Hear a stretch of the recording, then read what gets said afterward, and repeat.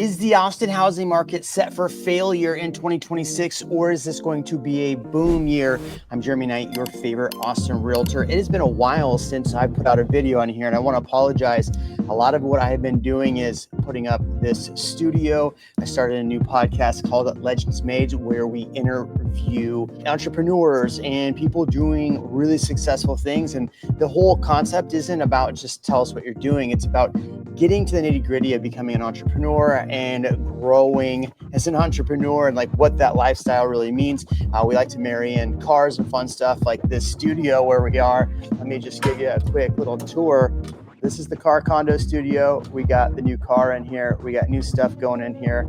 So the thing with this, which is going to be really cool, is that if you want to bring a podcast in here and shoot in here, we have that ability. So I'm really excited about what we're doing here, and we will see a little less videos here on this channel and long length videos, but I will continue to talk about what's happening in the Austin market. So before we get into the Austin market, we need to talk about what some of the expectations, some of the other people are saying, because you have a lot of people out there saying the market's going to crash again, going to get worse.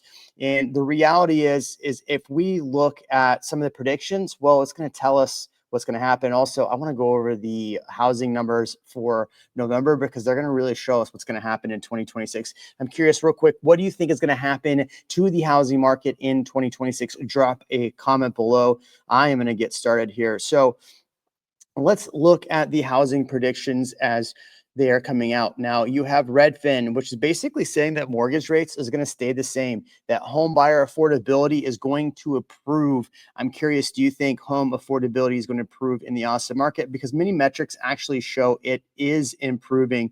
We're also going to see that they're predicting that home sales, not sale prices, will increase 3%. We'll get into what's happening in the Austin market here very shortly. They also say that rents will rise as demands for apartments rises and supply falls. Now that's going to be different here in the Austin market. And high housing costs will reshape households with new roommates and fewer babies. This is all what they are saying. I'm curious. I could go into tons of detail about the Redfin, but I think really what the thing that stuck out to me most with Redfin is that the mortgage rates are going to stay the same, which tells me that there might be some problems in the Austin market next year.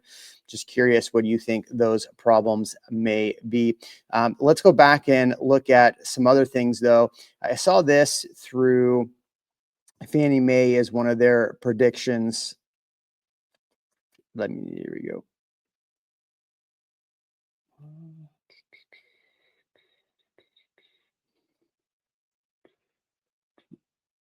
Okay, so here's Fannie Mae's predictions. I want that. There we go. Boom. Okay. So Fannie Mae basically is saying that over the next few years, you're going to see improvement in prices.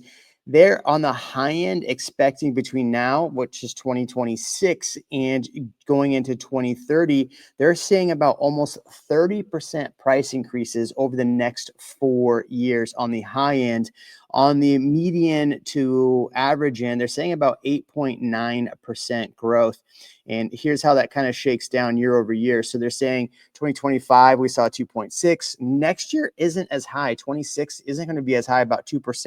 2027, about 2.8%. I think a lot of that has to do with the fact that mortgage rates just aren't falling enough. I'm curious, do you think mortgage rates are still the biggest problem? But all across the board, Fannie Mae isn't expecting 2026 to be a massive year. It's going to be a lot of the same, and that follows in line with Redfin as well. Now, I think what you're going to see in the Austin market is a lot of both of this, and here is why I think we're going to see some issues here. So here's the leasing data that just came out for November 2025. Median rents are down 2.3%. You have a lot of renters that are continuing to rent. And the crazy thing is maybe not as many people are actually moving to the Austin area because look, closed leases are down 13% year over year. So demand there is slowing. What's interesting is that Logan Motoshami recently showed that in their notes that they said that the buyer demand is coming back, and the buyer demand will be back in 2026. And they showed this as the inventory. Inventory is about 14% higher than it was last year, but still under 2019 levels of inventory. And the inventory is still going to be the problem here in the Austin market. Now, one other thing that I wanted to show you that Logan Motoshami said was that home price reductions are still right now barely below 2022's. This is one of the things that a lot of people were talking about, and we'll get into the house delistings here in 1 second. But percent of properties with recent price reductions is a little bit lower than 2022, but still higher than 2024 and 2023. So, house delistings is a major issue right now, and I think a lot of people are really concerned, and they're making a bigger deal. I saw Patrick David put out a thing about home delistings.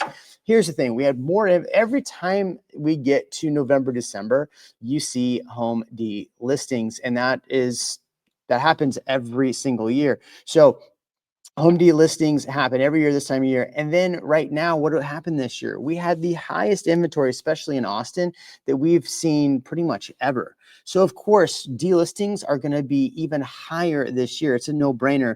I don't think that that's a huge indication of a boom or a bust. It's just a lot of inventory coming off, and a lot of inventory going to be coming back on in January. And that is what worries me about Austin in 2026. I'm curious, what are some of the things that you think are going to hurt Austin in 2026? Because here's what I'm seeing for the lease market, right? So the lease market, like I said, was down 2.3%, 13.2% down as closed volume, which is interesting. That's for all of the Austin area. But here's look at the actual closed data, and this is what I want to look at. Inventory listings is about 12,000 listings on the market, which is 11% higher than last year. In fact, I went and looked at, let's see, 2024, we were at about 11,000 listings. So only really 1,000 listings more than we were last year. But this same time last year, we had 4.6% increase year over year in closings. And right now we are 15.9%. So of course, there's going to be more home delistings. In fact, when I went through the market, there was quite a few. But look, average list price to close price ratio in Austin is still only 92%. Like 92% compared to 92.5% last year. So it is down, but that's not like crazy down. A lot of agents I'm talking to about what's happening in the market aren't seeing crazy swings and things. And look, 430,000 is down 1% year over year from last year. But if you think about the amount of inventory that's on the market, if you think about how many, how terrible interest rates are, they are lower. But until rates get below 5%, I don't think, or below 6%, I don't think most buyers are really going to truly come back in the market. So here's what's going to happen next year. You're going to see a lot more inventory hitting the Austin housing market in the beginning of the year. So even next year is going to be higher inventory than this year, because what happens, all the delistings, all the people getting ready to sell their homes next year, and interest rates just aren't going to drop next year. So it's just going to be a blah year again for Austin in 2026, which makes me think, if it's a blah year, and I did do a short video talking about the amount of investors buying, I think we may see some more of that investor numbers purchasing, or you're going to see a lot of the home builders offering way more incentives, and you're probably going to see more sellers continue to offer more incentives. So I don't think prices are going to go really high in Austin next year. I think they're just going to kind of stick around where they are. A lot of people think that the market's going to crash. Think about it. The equity for most of these home sellers is still pretty high on average for the people that didn't buy after 2023.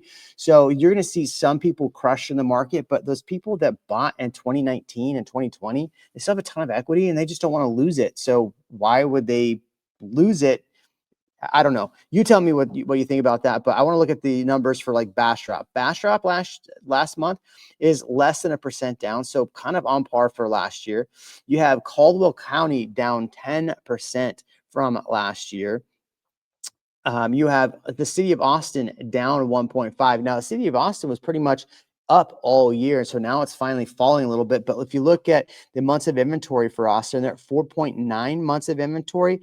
And if you look at Bastrop, 7 months, but the Austin MSA, so all of those 5 counties, is at 6.3 months of inventory. So that's a buyer's market. So buyers next year are going to have, going 6 months of inventory into beginning of next year, buyers are going to have a lot more to choose from next year, in my opinion. And so I think that's going to keep prices from jumping drastically. And I think you're just going to see this like trickle all around next year. I mean, that's just my feelings.